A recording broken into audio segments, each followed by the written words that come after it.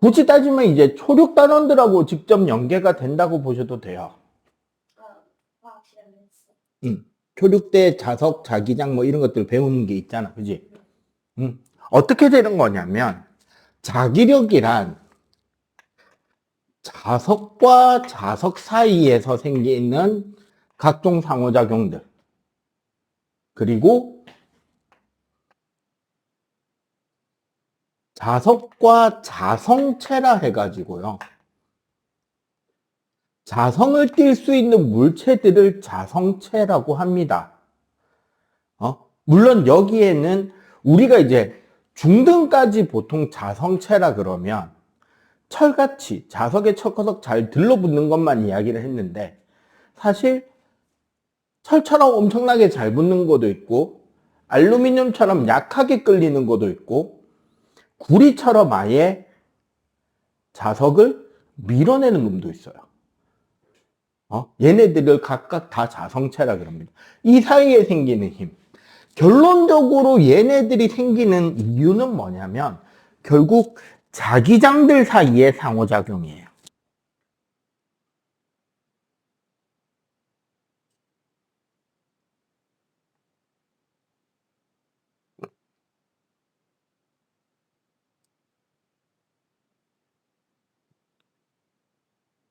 자, 자기장과 자기력선이 있는데 순서를 좀 바꾸자. 자기장.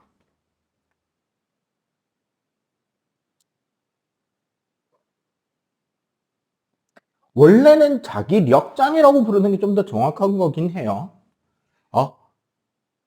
여기서 봐봐. 이 장이라는 단어 있잖아요. 요게 우리 한자어로 마당이라는 뜻입니다. 그러면 력장이라고 하면 요게 이제 영어로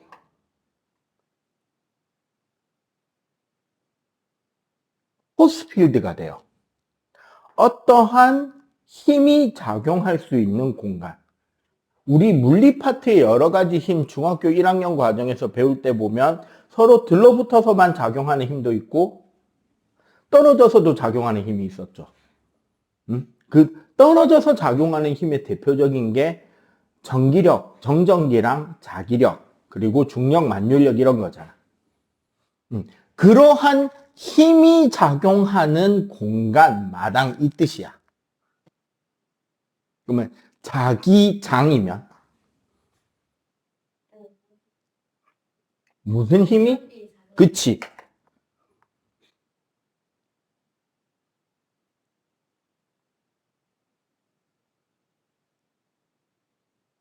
자기력이 영향을 주게 되는 그 공간을 자기장 혹은 자기력장이라고 부릅니다. 그래서 어떻게 되느냐? 우리 초등학교 때 배운 걸로는 이거 생각하면 돼. 자석을 놓고 그 위에 A4지를 덮어놓고 철가루를 싹 뿌려주면 어떻게 돼요?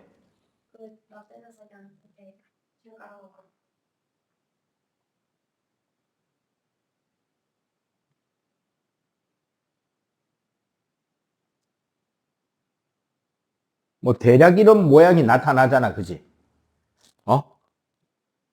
요 선들이 이렇게 만들어질 때 지금 여기에 생기는 이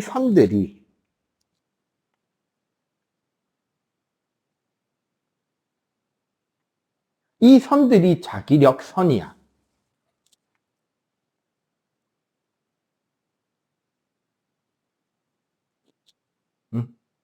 그리고 이 자기력 선이 만들어지는 이 공간이 바로 뭐가 된다?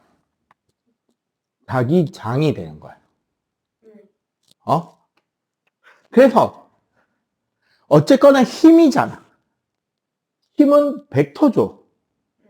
벡터는 크기와 방향이 존재하잖아. 그 말은 자기장도 방향이 있다 없다? 있다. 그래서 자기장의 방향은 어떻게 묘사된다?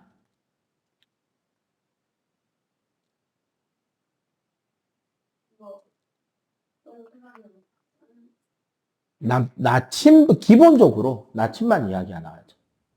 나침반의 N극이 가리키는 방향. 그래서 N극에서 나와서 어디로 간다? S극으로 이어지는 패곡선이 되겠죠. 그리고 뭐가 된다? 자기력선에 대한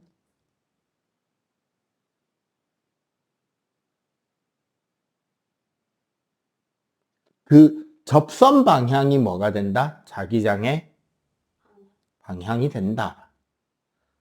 오케이? 자, 그렇게 된다고 하고, 그럼 이 자기장의 세기는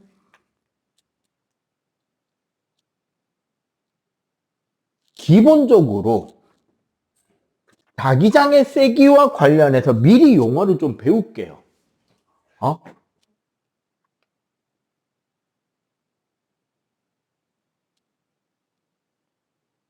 자기선속이라 그래서 요게 뭐냐면 그리스 알파벳 파입니다. 조심해야 될 거, 얘는 파이고요. 아니야, 이거 둘 다 소문자야. 네. 아니에요. 얘 대문자는 내가 정확하게 모르는데 얘 대문자는 이거예요. 달라요, 이거 글자가. 발음이 달라. 얘는 파이고 얘는 파이예요. 그러니까 우리나라 이제 현재 국립국어원에 따라서 복모음들이 같은 된소리 외에는 복모음을 못 쓰잖아. 굳이 쓴다면 얘는 파이고요. 얘는 파이예요. P와 F 발음의 중간 발음이에요. 파이예요. 얘는 파이고요. 세종대왕님께서는 분명 모든 소리를 다 표시할 수 있는 언어를 만들어 주셨는데 이 국립국어원 이 빌어볼 문과 새끼들이 쓸 수 있는 글자를 오히려 줄였어. 그래갖고 표준어로는 이거 설명 안 되잖아.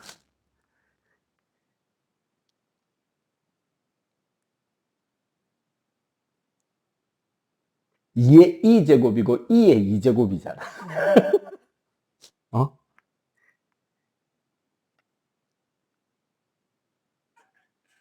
이 부산 사람만 할 수 있는 초능력.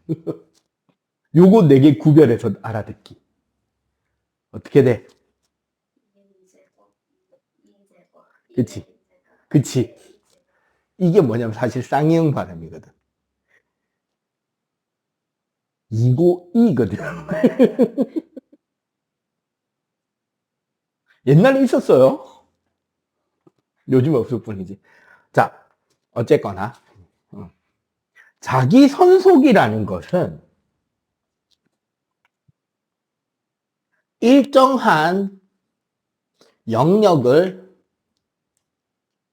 수직으로 통과하는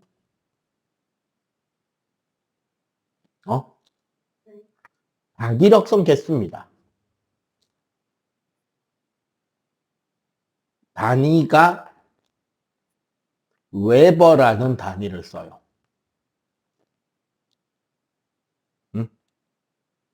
그리고 하나 더. 실제로 우리가 더 많이 쓰게 될 개념은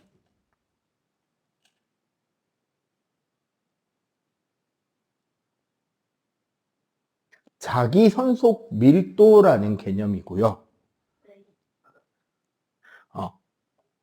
얘 기호가 B입니다. 그럼 얘는 정의가 뭐가 된다?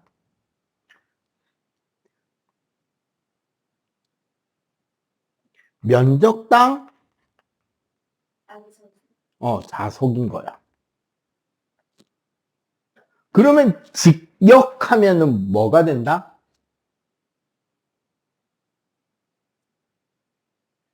단위 면적당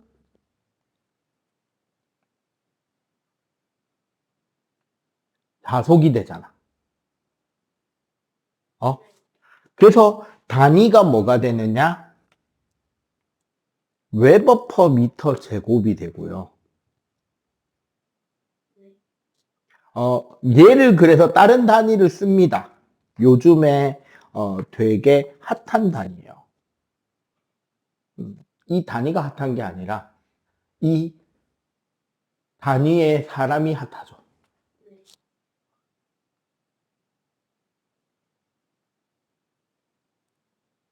테슬라입니다. 그리고 참고로 얘가요.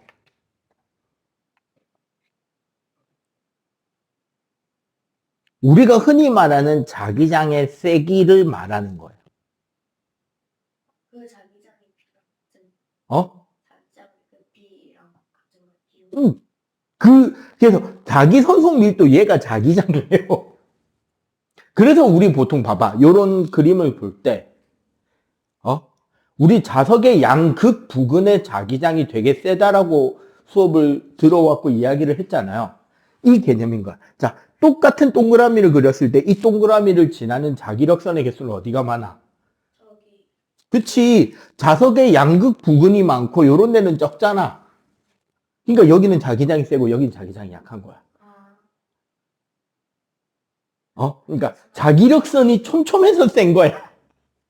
여기는 자기력선이 널널해서 약한 거다. 그러면은 우리 요 공식을 통해서 보면 어떻게 된다? 결국 파이는 B 곱하기 S인 것도 알 수가 있죠. 오케이?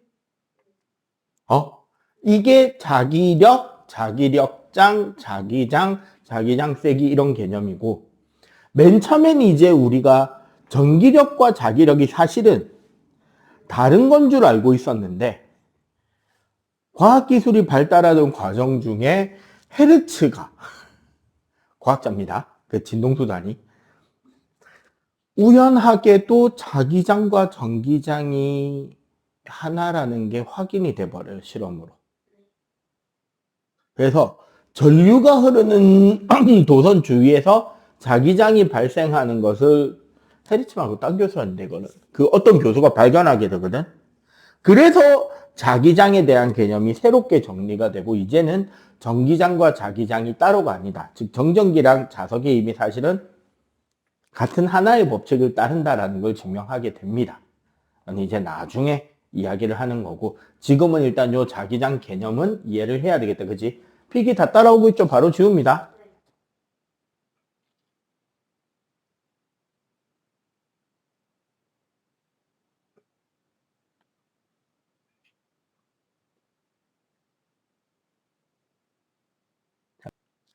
자, 일단 제일 먼저 배우는 개념. 앙페르 법칙.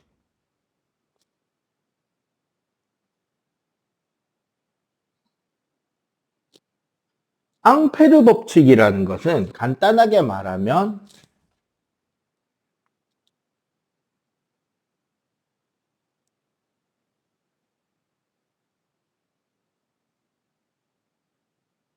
도선에 전류가 흐르게 될 때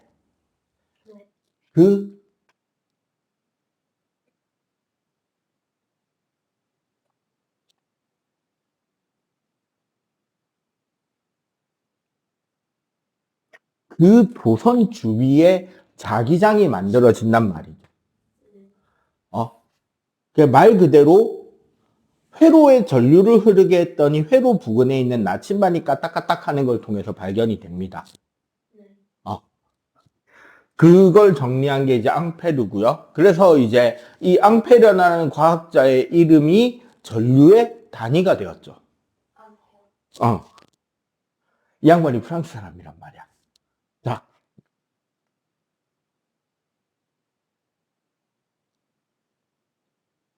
이걸 영어로 읽으면은 PR입니다, 이거. 영어로 읽으면 암페어가 되잖아. 프랑스어 느낌으로 읽으면은 암이 아니지, 앙. 네. 자.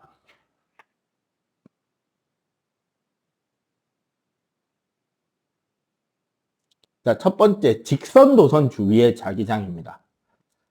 기본적으로 이걸 우리는 앙페르의 오른손 나사 법칙이라고 해요.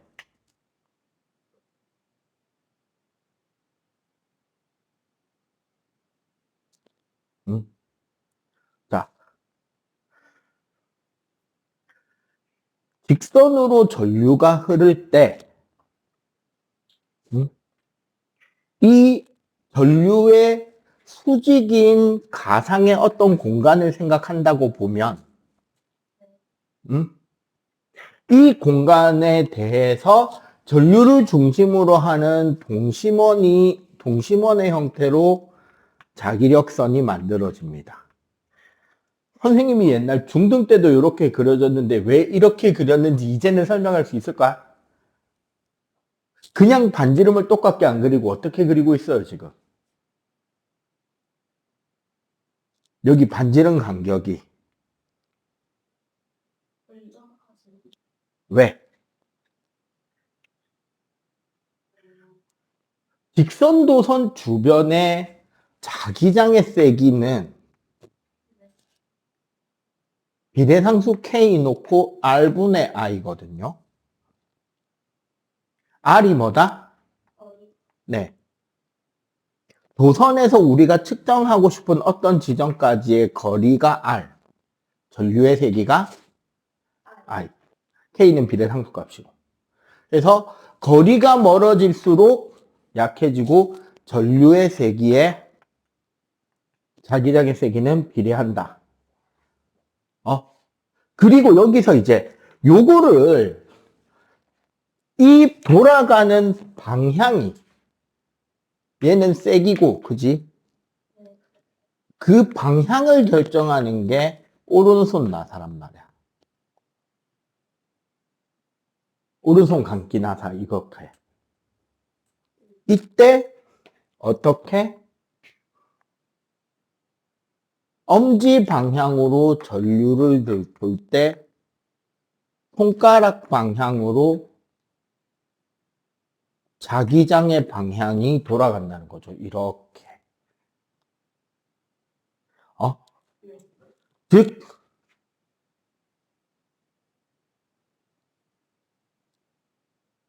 요런 방향으로 이제 자기력선이 돌고 있는 거고.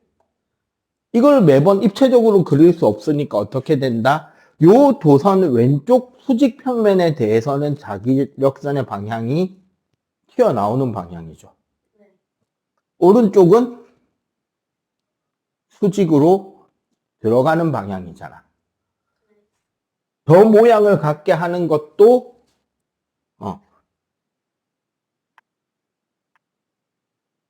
요거죠. 그리고 우리가 이제 고등 과정에서 요게 이제 실제로 수능이나 이런 데서 많이 어렵게 출제가 될 땐 계산 문제가 나온단 말이야. 중등 때랑 다르게. 그럴 때는 그냥 이 자기력선의 방향을 뭐로 보자? 부호로 생각하면 계산이 편합니다. 그래서 보통 나오는 방향의 자기장 부호를 플러스로. 그럼 들어가는 방향의 자기장 부호는 마이너스로 놓고 계산을 하고 풀이가 끝난 뒤에 답을 쓸 때는 플러스 마이너스로 적는 게 아니라 나오는 방향이다, 들어가는 방향이다라고 표시해주면 되겠다. 그죠? 그리고 대신에 얘네들은 이제 어떤 예시 문제들이 나오게 된다? 도선이 두 개일 때, 나란하게 혹은 수직일 때. 좀 봐봐. 요런 경우 한번 볼까요? 여기 거리가 똑같은 점을 세 점을 찍어 놓고 여기 전류 세기가 I1, 여기 전류 세기가 I2라면 요 거리를 R이라고 한다면 D라고 해도 되고 R이라고 해도 되겠죠. 그러면은 일단 I1에 의한 전류 세기로 요 지점은 플러스 K의 R분의 I1이겠지. 요 지점은 마이너스 K의 R분의 I1일 거고, 그죠? 네. 요 지점은 마이너스지. 아, 들어가는 방향이니까. 마이너스 K의 3R분의 I1이 될 거고, 그죠? 네. 응? 네. 그리고 I2에 대해서도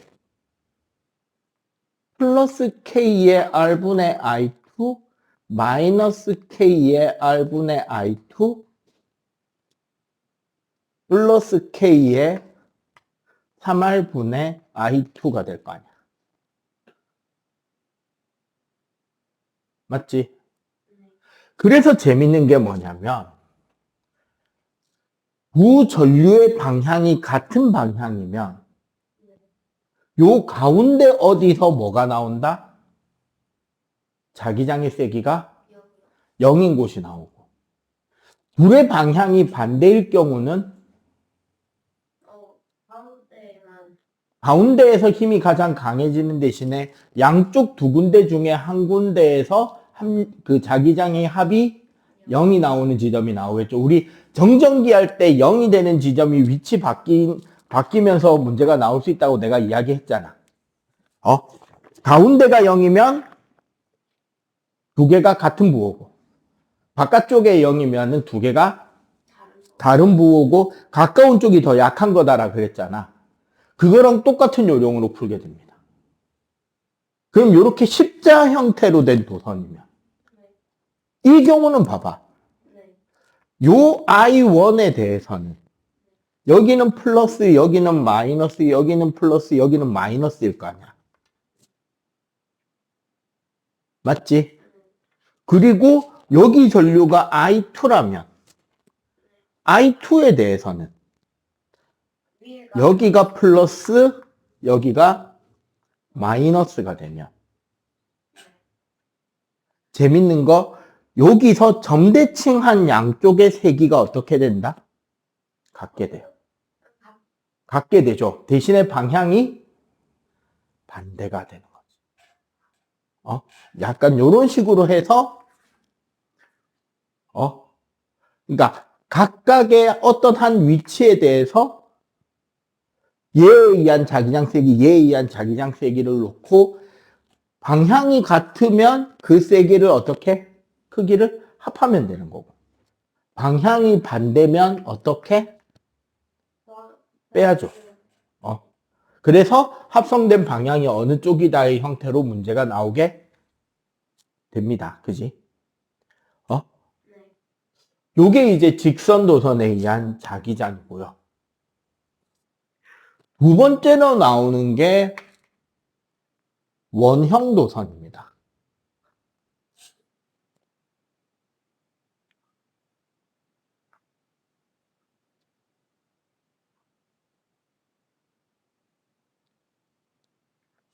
원형 도선은 우리가 이렇게 생각하면 돼. 원이라는 거는 무수히 짧은 뭐에 직선 도선의 방향이 바뀌는 거야, 연합이잖아. 그 따지고 보면 요 지점은 전류가 아래쪽으로 흐르는 거지. 요 지점은 위로. 여기는 왼쪽, 여기는 오른쪽이 되는 거잖아. 그러면은 오른손 나사 법칙에 따라서 이렇게 되죠. 이렇게. 이렇게. 이렇게. 이렇게. 네.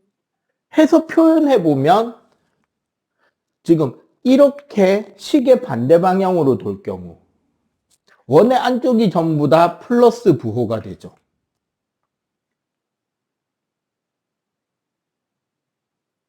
맞지? 그러면 이 경우 이 원의 정중앙은 나오는 방향 들어가는 방향? 그치, 나오는 방향. 바깥쪽이 다 들어가는 방향이 될 거 아니야. 여기서는 자기장의 세기를 계산할 수 있는 곳은 여기밖에 없어요. 응? 요 중앙 지점의 자기장의 세기를 구하게 되고요. 이 세기는 K'의 R분의 I가 됩니다. 여기서 R은 뭐가 된다, 이번에는? 반지름이 돼요.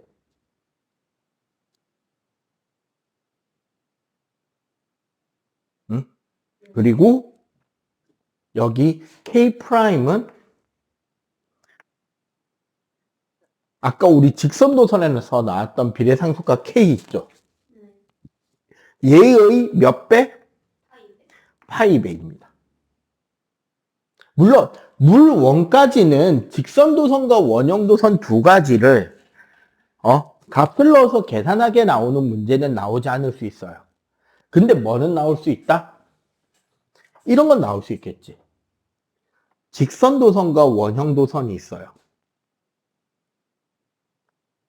직선도선이 전류가 위로 올라간다고 할 때 원형도선은 전류가 A, B 어느 방향으로 흘러야지 요 가운데의 자기장이 0이 되는가? 여기 들어가면 될 수 있죠. 어떻게 되느냐 봐봐. 직선도선에 전류가 흐르고 있잖아. 그럼 이 직선도선의 전류에 의해서는 여기는 자기장 방향이 어떻게 되는 거야? 들어가는 방향이지. 그럼 이 원형도선에서 자기장 방향이 나오는 방향이면 합성해서 0이 될 수가 있지. 원형도선이 A 방향으로 전류가 돌면 나오는 자기장이 생길 거 아니야. 그러면 전류의 세기만 조절해주면 0이 되는 곳이 존재하게 된다는 거죠. 요렇게 해서 그 정확한 세기를 물어보는 게 아니라 0이 될 때 원형도선에 도는 전류의 방향이 어느 쪽인지 정도까지는 물어볼 수가 있다. 그리고 보통 이제 아니면 동심원 두 개. 자, 여기가 R1, 여기가 R2일 때, 요 가운데 지점의 자기장의 세기가 0이 되려면 I1이 시계 방향으로 돌 때 I2가 어느 쪽으로 돌아야 되고, 기억이 아니야. 그치, 기억 방향으로 돌아야 되죠. I2의 전류는 얼마의 I1이 된다, 이런 거 물어볼 수 있겠죠. 얼마의?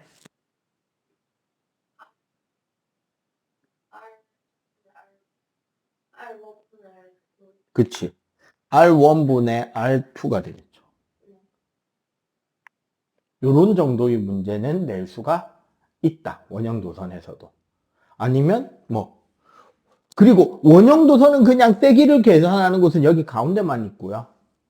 다른 데는 세기가 계산은 되긴 되는데 그거를 다 하나하나 모든 조건을 맞춰서 설명하는 거는 불가능에 가까우니까 다른 데 안 물어봐도 되고, 바깥쪽엔 자기장 세기가 0이라고 치고 그냥 살면 돼요. 그것까지 계산을 해주지는 못합니다. 알겠죠? 요거 일단 필기 덜한 거 마저 필기합시다.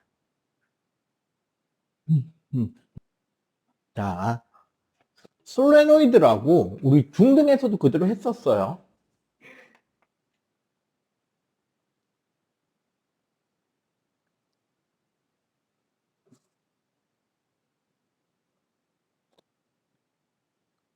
그 그림 내가 중학교 학교 선생들 욕 많이 한다는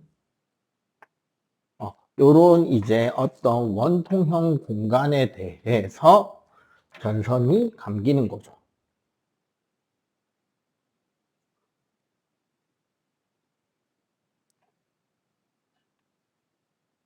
요렇게 감긴다고 가정할 때,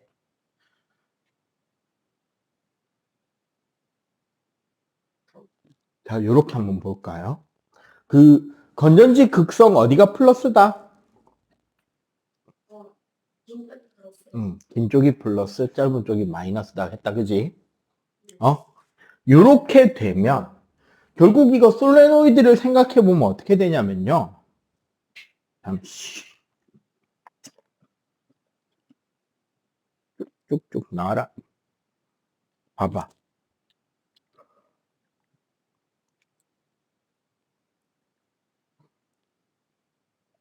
솔레노이드죠. 응? 솔레노이드라는 게 다른 게 아니고 그냥 이렇게만 가봐도 이것도 솔레노이드라고 볼 수 있어요. 대신에 이제 사실은 이거보다도 아까 그 모양보다 요건 이제 우리가 생략했으니까 이렇게 하는 거고 진짜 이런 식으로 촘촘하게 감아줘야 돼. 오케이? 근데 이렇게 보면은 우리가 솔레노이드잖아. 네. 이렇게 보면. 근데 이걸 이렇게 보면 원. 그치. 원형 도선이 여러 바퀴 감겨 있는 거라고 생각해도 되겠다. 그죠? 네. 그래서 솔레노이드에서 자기장의 방향을 논하는 것은 뭐의 자기장의 방향을 이야기하는 것과 같다? 원형. 그치, 원형 도선. 그럼 이 경우는 우리가 전류의 방향을 생각할 때 뒤쪽에서 들어가서 앞쪽에서 전류가 내려오는 방향으로 돌잖아. 그러면은 요렇게 감겨 있는 거네. 네. 어? 아까 우리 원형 도선 잠깐 내가 이거 설명을 빼먹은 것 같은데 잠깐만 생각해봐. 응?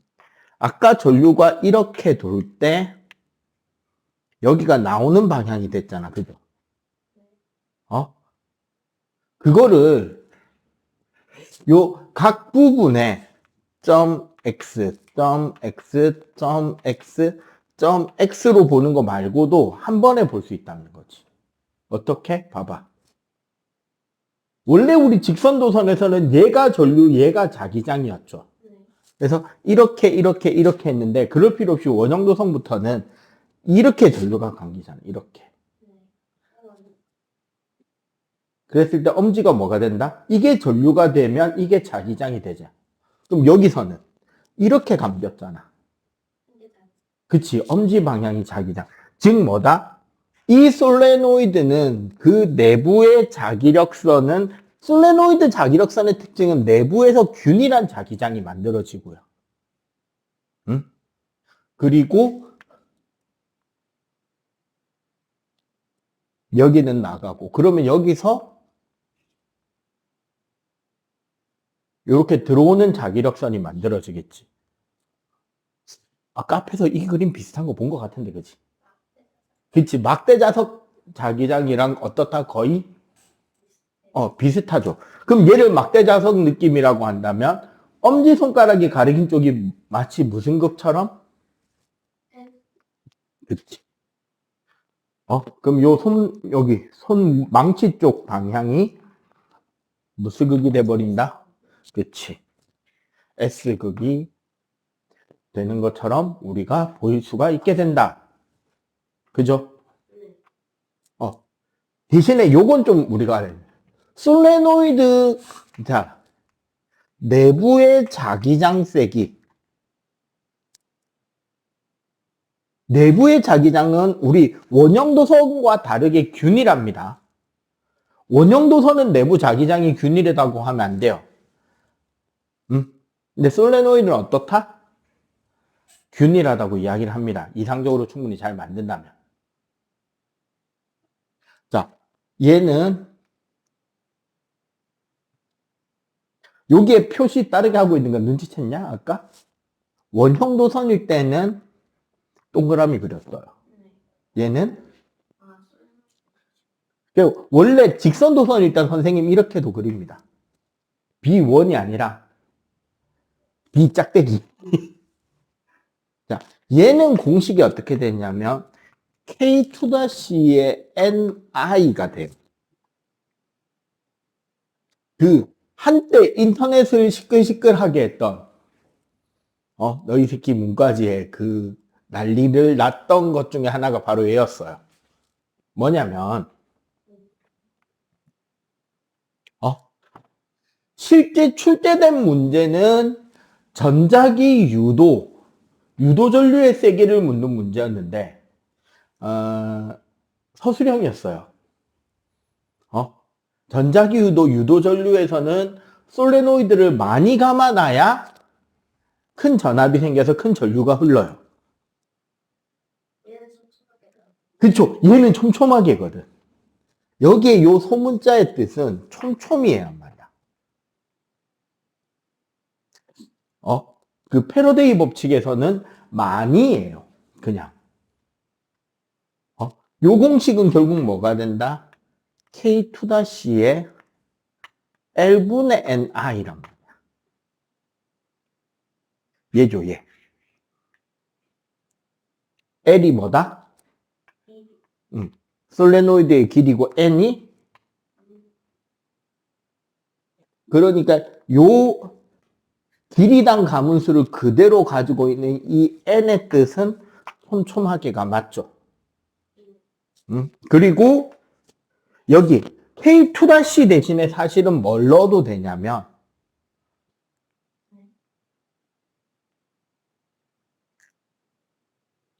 K는 아까 직선도선 때 그거. 원형도선은 파이 K였죠. 얘는 2파이 K가 되고요. 궁극적으로는 얘가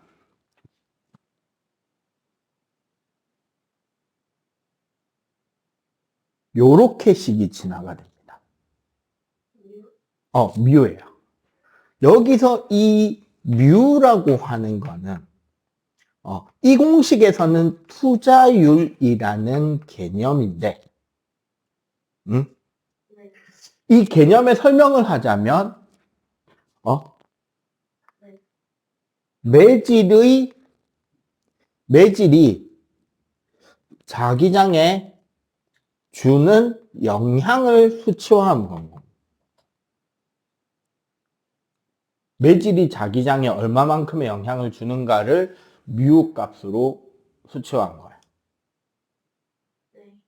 이게 무슨 소리냐? 여기 뮤 제로는 진공의 투자율이고요.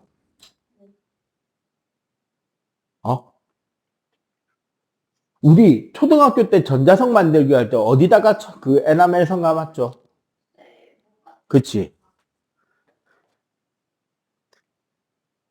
철의 뮤 값이 진공 투자율보다 엄청나게 커요. 한 5배에서 10배까지 큽니다. 그럼 그건 무슨 소리다? 훨씬 자기장이 세게. 그치? 즉 그냥 이렇게 솔레노이드만 감아놔도 얘가 전자석의 역할을 하게 된단 말이야. 그런데 이 내부에 뭐를 넣으면? 쇠못 같은 걸 넣으면 쇠못을 넣으면 그 쇠못 때문에 자기장의 세기가 어떻게 된다? 훨씬 더 강하게 증폭이 됩니다. 그걸 우리는 전자석이라고 하죠. 오케이? 자, 그리고 요 단원에서 조금 소홀해질 수도 있는 부분인데, 요 다음 챕터에 넘겨보면 전기력이 나와요. 직선, 원형 넘어가 보면 솔레노이드까지 하고 전자기력이, 중학교 때는 우리 전자기력의 방향이 되게 많이 다뤄졌는데, 고등과정에서는 전자기력의 방향과 세기 자체를 2에 가서 많이 다루기 때문에 1에서는 좀 덜 다루는 편이에요. 그게 뭐였냐면 바로 플레밍 법칙.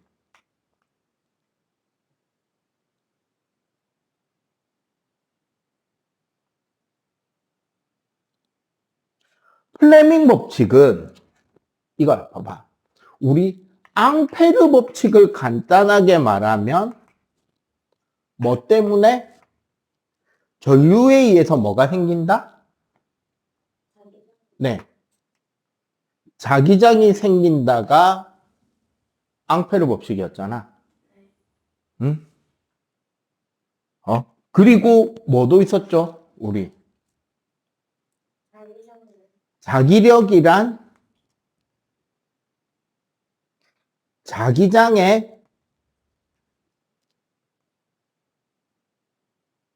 상호작용이란 이야기도 했었죠. 그럼 플레밍 법칙은 이제 뭐가 되느냐?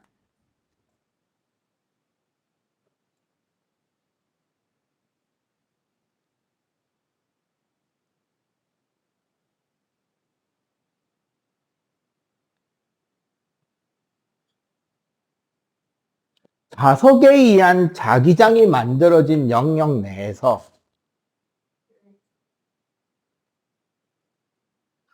도선에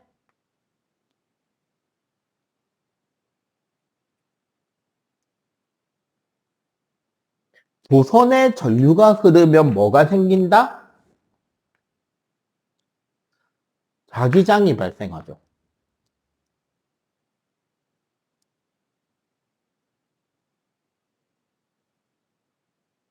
마치 앙페르 법칙에 따라서 자기장이 생길 거 아니야.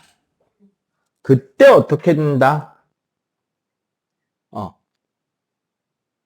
자기장이 생성돼서 결론적으로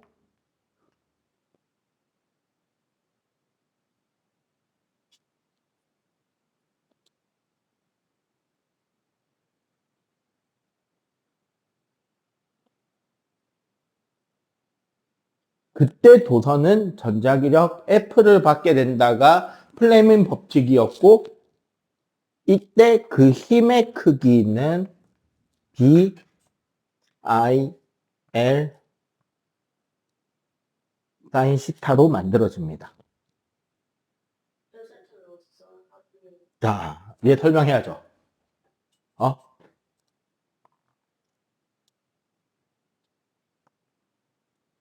자, 봐봐. 이렇게 보면 돼. 자, 여기 자석에 N극이 있고, 여기 자석에 S극이 있잖아. 그럼 N극과 S 사이에 생기는 자석의 자기력, 자기장은 N에서 S로 이렇게 나란하게 만들어지겠지. 근데 이 자기장 안에 나오는 방향으로 도선의 전류가 흐르면, 수직이로, 이 도선에 의한 자기장은 시계 방향으로 돌까요? 시계 반대 방향으로 돌까요? 시계 반대. 그치, 시계 반대 방향으로 돌겠지. 이렇게. 응?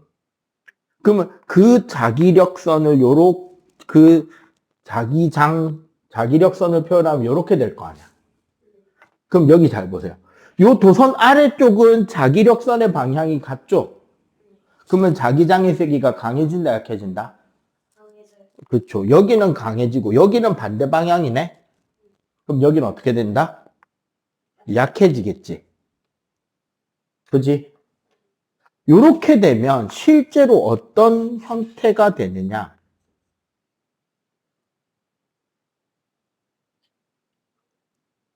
전류가 흐르는 도선 때문에 합성된 자기력선은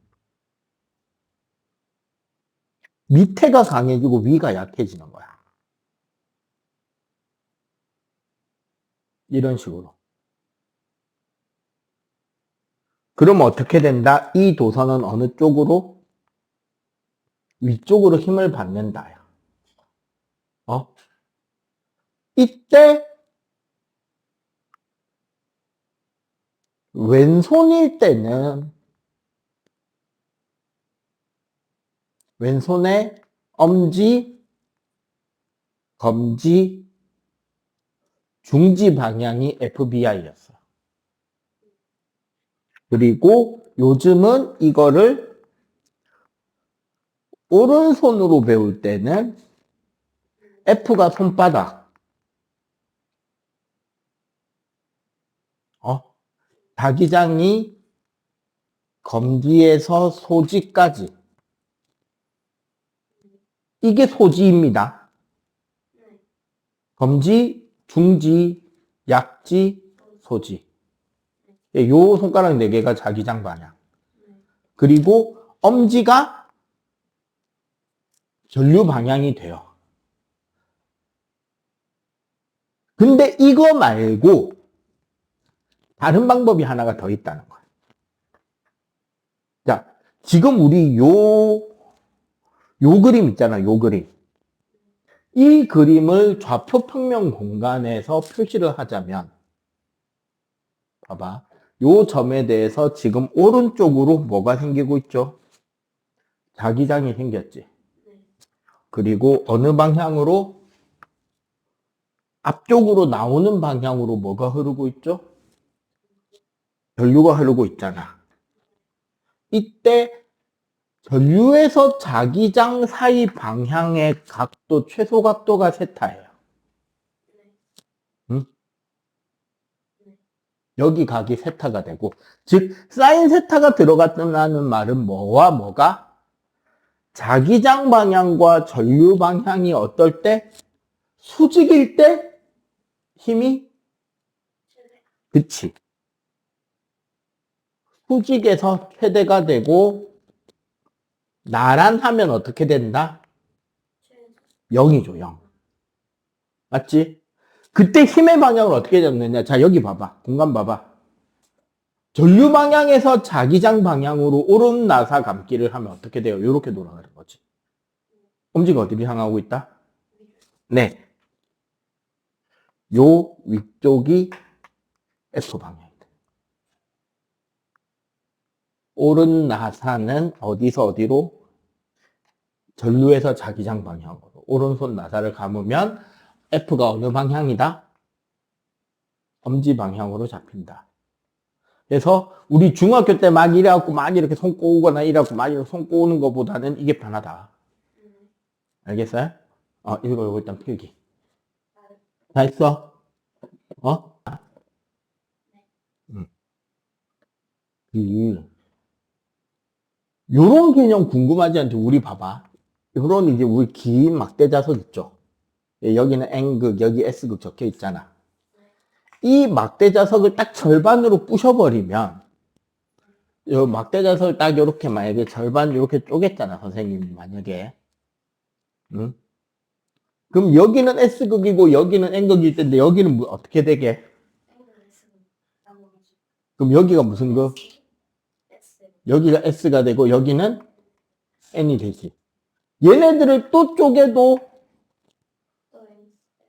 SN, SN이 되잖아. 어디까지 쪼개도 자석일까요? 그러니까 그 계속 쪼개도가 어느 단계까지? 네, 원자 자석이라는 개념.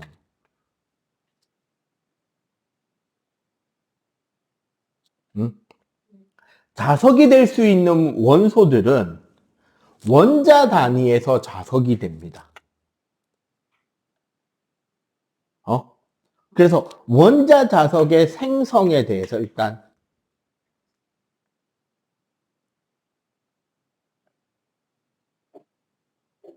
물질의 자성을 좀 배워야 돼요. 그리고 사실 요 내용을 아는데 사실은 고등 과정에 화학이 약간 필요하긴 해. 응? 자, 원자 자석의 생성과 물질의 자성이라는 개념인데요. 기본적으로 우리 봐봐. 원자는 가운데 뭐가 있죠? 플러스 핵이 있지. 주변에 뭐가 돈다? 주변 공간은 뭐가 채우고 있다? 전자가 채우고 있잖아. 그럼 봐봐. 이 원자가 예를 들어서 시계 방향으로 회전하고 있다면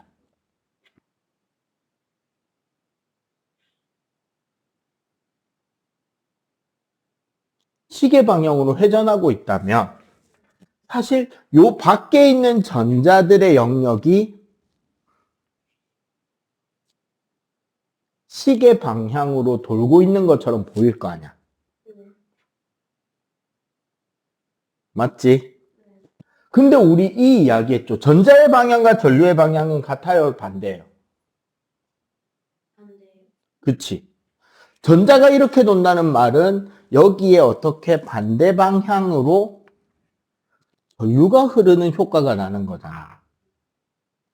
그러면 얘는, 이 원자는 어느 쪽으로 자기 장 방향이 만들어진다? 아니, 전류가 이렇게 돈다. 위로죠.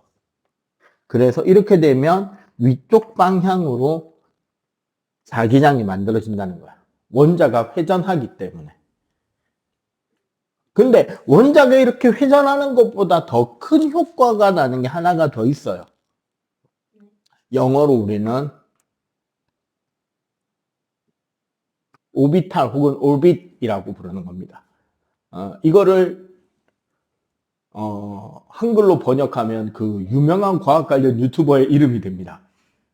뭐게? 궤도. 네, 궤도입니다. 우리는 원자핵을 중심으로 전자들은 일정한 자신의 고유한 궤도를 따라서 회전 운동을 하고 있잖아. 그리고 이 경우도 전자 이동과 반대 방향으로 뭐가 돈다고 할 수 있다? 전류가 돈다고 할 수 있고, 그지? 그래서 이 오비탈에 의해서 어느 쪽으로? 위쪽으로 자기 쌍극자 혹은 자기장이 형성이 된다는 거지. 근데 얘는 우리가 소위 말하는 홀 전자예요. 혼자 도는 전자.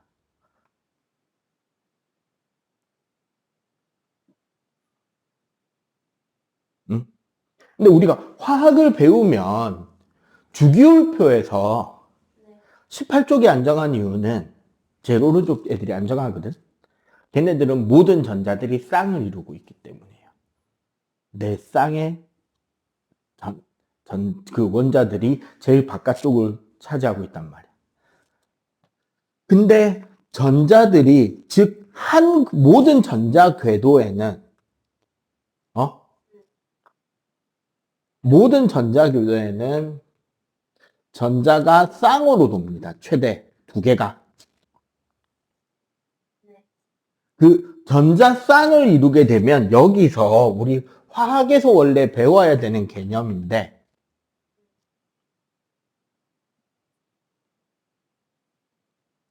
파울리라는 과학자가 말한 베타 원리라는 게 있어요. 파울리의 베타 원리라 해가지고,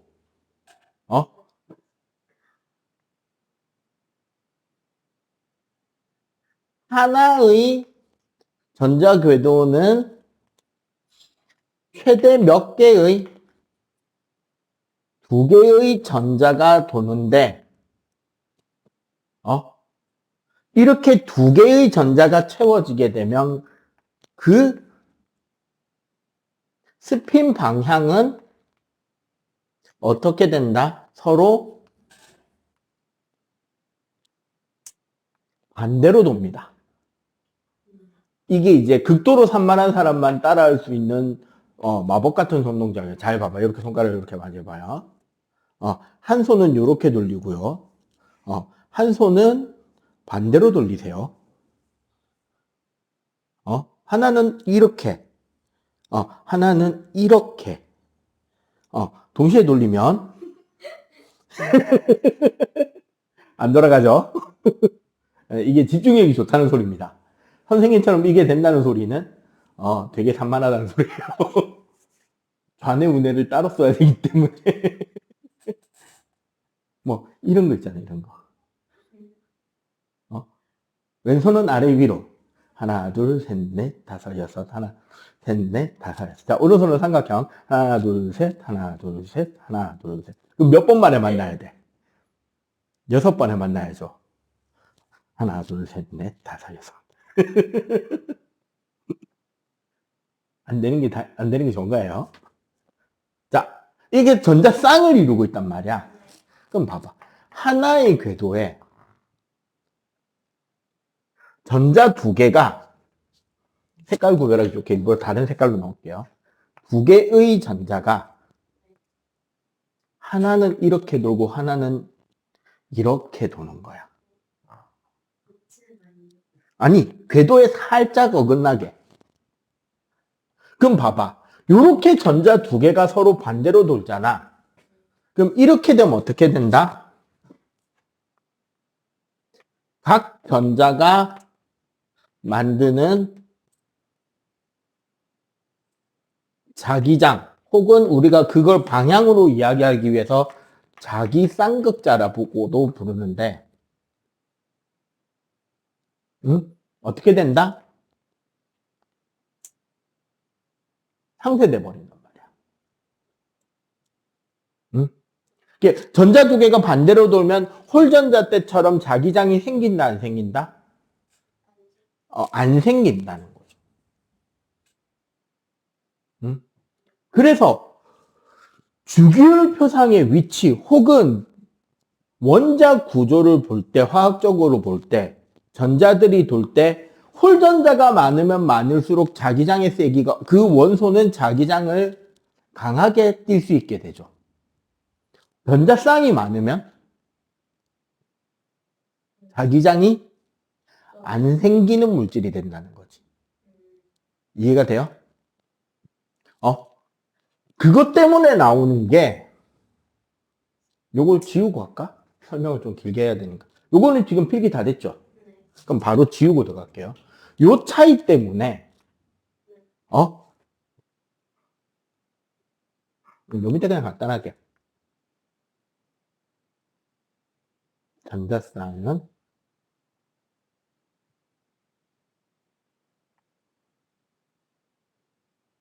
그냥 간단하게 자기장이 상쇄가 된다고만 간단하게 메모해 놓고, 네.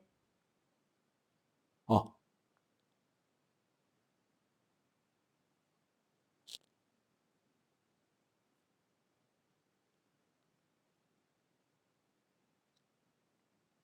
자성의 종류를 크게 요 세 가지로 나눌 수 있단 말이야. 강한 자성, 상자성, 반자성으로. 자, 강자성이란 네. 보통 철, 니켈이 가장 대표적인 원소예요. 얘네들은 어떻다? 원자의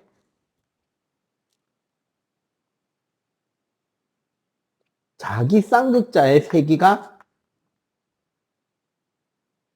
강해요. 자기 쌍극자라는 게 요거 말하는 거야.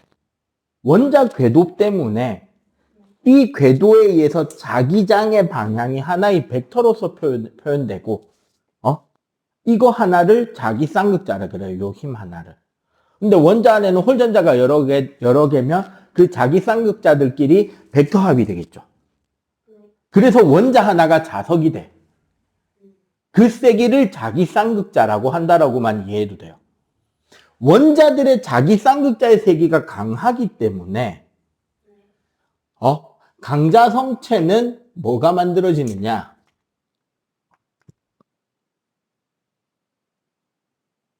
자기 구역이라는 게 만들어집니다. 철판 하나를 예를 들면, 철판 하나의 모든 영역이 그냥 되게 다양한 크기의 조각들로 이루어져 있고, 각 조각에는 원자들이 또 되게 많이 들어있을 거 아니야.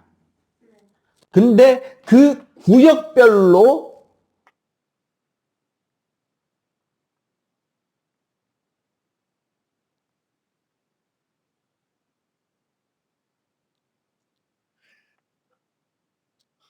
자기장의 방향이 어떻다? 달라요. 다 제각기 반대가 되는 거지. 다 제각기 랜덤하게 되는 거야.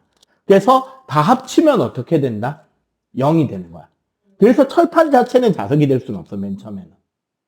근데 얘네들은 특징이 뭐냐? 자기장에 놔두잖아, 얘네들을. 이거 네가 초등학교 때 사실 해봤다? 쇠 바늘을 자석을 들고 한쪽으로만 100번, 200번 열심히 문지른 뒤에 얘를 스티로폴에 딱 꽂아서 물에 딱 띄우면 뭐가 되냐? 나침반 됐지. 그게 뭘 한 거냐면 여기에 외부 자기장을 가해준 거야. 이렇게. 그러면 어떻게 된다?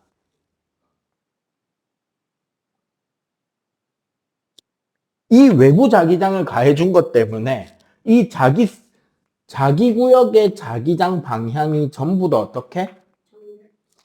한쪽으로 정렬이 되는 거지. 이렇게 정렬되고 나면 마치 이쪽이 무슨 극처럼? N극처럼, 이쪽이 S극처럼 만들어진다. 그리고 이 강자성체는 이렇게 만들어지는 거를 자기화라 그러는데, 이게 아주 강한 자기화가 일어나서 뭐도 할 수 있다? 기억을 해요. 그 자기화된 상태를. 그래서 뭐가 될 수 있다? 자석이 될 수 있는 거야. 강자성체만. 그리고 이게 요즘은 거진 안 쓰는 그 종이 지하철표, 통장의 마그네틱, 카드 뒷면의 마그네틱이 얘네들인 거예요. 방향을 한번 입력을 시켜 놓으면 걔네들이 위냐, N극이 위냐, N극이 아래냐를 가지고 1을 0을 넣을 수 있잖아, 데이터를. 맞지? 그걸로 어떻게 해버릴 수 있다? 이게 어느 통장, 어느 계좌랑 연결되는 건지에 대한 데이터를 자석으로 입력시킬 수 있는 거죠. 그리고 이렇게 입력된 그런 기억장치는 부근에 자석 갖다 대면 굳이 말 안 해도 알겠죠? 왜 지하철표나 통장이나 카드 부근에 자석 갖다 대지 말라고 하는지 알겠지? 까먹어 버린다는 거죠. 그리고 얘네들은 퀴리 온도라 그래서 그 퀴리 부인의 퀴리 온도 이상으로 가열을 하면 입자 운동이 활발해서 풀려. 이게 자석을 뜨거운 열로 가열해 버리면 어떻게 된다? 네, 자석이 아닌 게 됩니다. 한 900도? 보통 우리 문방구에 파는 자석은 한 700도 이상만 가열하면 풀려버려요. 항자성체는 원자의 자기 쌍극자가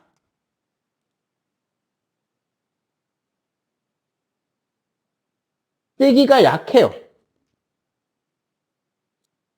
그래서 얘네들은 그림이 어떻게 돼 있느냐? 원자 단위로 그냥 표시돼 있어.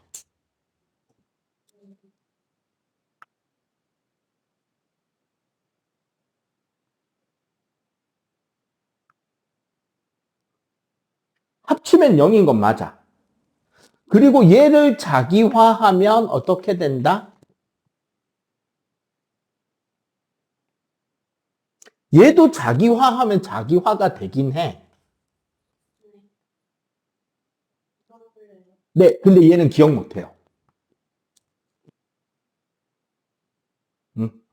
그 우리 아까 솔레노이드에 철심 넣으면 자기장 세진다 그랬잖아. 그 미우값 있었잖아요. 그게 이거 얼마나 자기화가 잘 되는지에 대한 값이야. 철을 넣었던 이유는 철이 뭐다? 강자성체라서 그래. 그래서 철심을 넣으면 어떻게 해버린다? 자기장 세기를 뻥튀기 시켜서 증가시켜주고요. 사실 그렇게 되면 원래대로면 전기 끊어도 계속 자석이니까 전자석이 안 되잖아. 그래서 작업을 해주는 게 미리 있어요. 그치? 달궜다 시키면 뭐를 통과해버린다? 퀴리 온도를 통과하죠.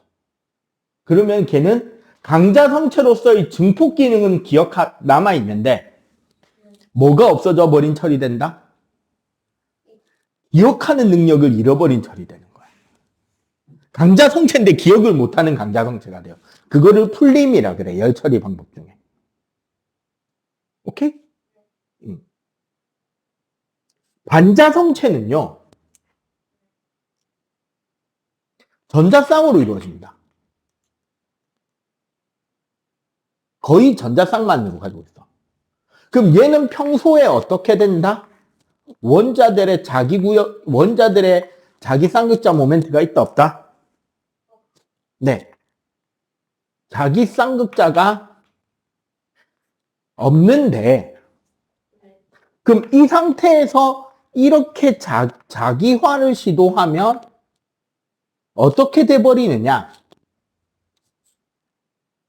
반대 방향으로 자기화돼 버려요.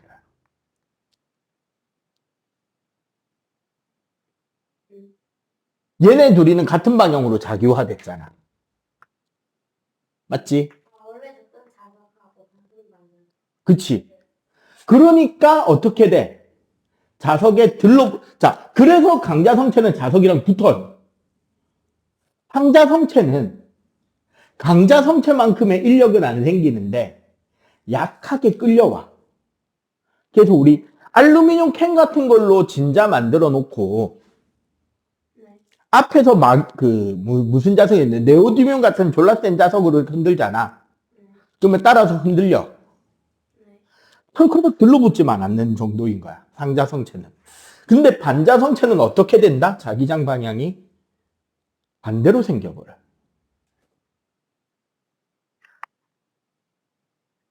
반대 방향으로 약한 자기화가 생깁니다. 이게 청력을 만들어요. 그래서 상자 성체의 가장 대표적인 게 우리 책에도 뭐 물질이 나오는데 알루미늄 같은 게 가장 대표적인 예고. 반자 성체의 가장 대표적인 게 구리예요. 구리 같은 경우는 자석에 밀어냅니다. 약하게. 상자 성체는 뭐 알루미늄, 나트륨 이런 애들은 약한 인력이 생기는데 반자 성체, 구리, 금, 이런 물 이런 애들은 자기장과 밀려나요. 오케이? 대부분의 물질은 반자 성체가 제일 많아요. 그래서 사실 자석에 붙는다는 성질 자체만도 뭐 떻다? 되게 희귀한 성질인 거지. 그리고 우리 전동기나 전자석 안에 강자 성체를 넣으면 자기장의 세기가 어떻게 된다? 증폭이 되고 기억할 수 있기 때문에 이걸로 정보 저장, 옛날식 하드디스크나 이런 거는 강자 성체로 정보 저장을 했습니다. 나중에 반자, 이거로 약해지죠. 억지로 만들어 넣으면. 상자 성체를 넣으면 조금 강해지는 거고 강자 성체를 넣으면 졸라 강해지는 거고 반자 성체를 넣으면은 조금 약해져요. 참고로 우리 초전도체라고 있었죠? 한때 되게 핫했다, 그지? 그 사기인 게 드러나기 전까지는. 초전도체에는 마이스너 효과라는 게 있어요. 물질이 초전도체가 되면 마이스너 이펙트라는 게 생기는데 아주 강한 반자성이 생깁니다.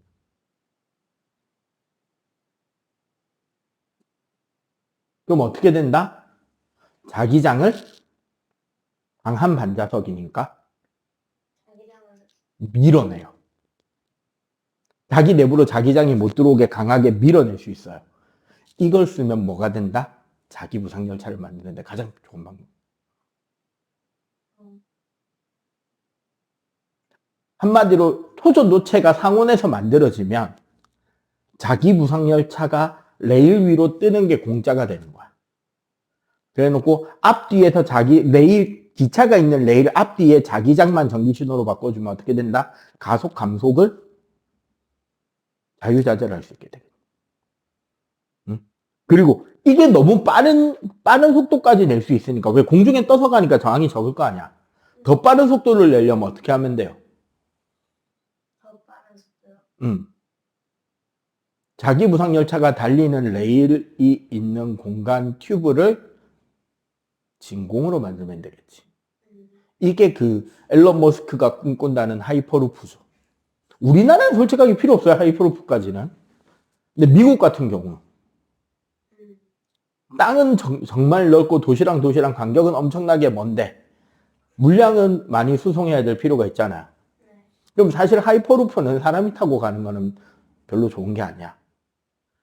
거기에 화물을 넣고 쏴버리면